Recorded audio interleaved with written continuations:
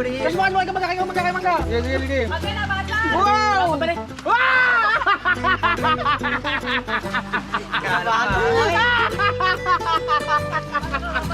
Gutom na kami!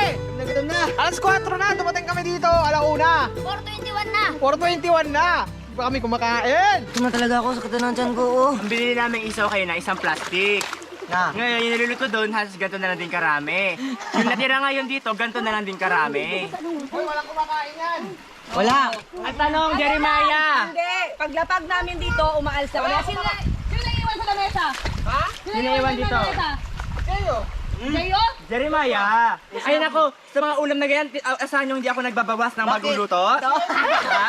Hindi ako nagbabawas ng bagong luto, Jeremiah. Bagong luto, babawasan. Hindi pa nga kumakain, Jeremiah. Yung konti pa nga lang na niluto, kukunin mo na yung ito.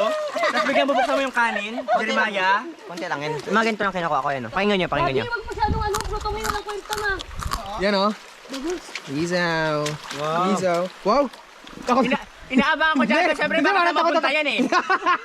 Ano naman problema? O, Jay, oh. Akala ko ba?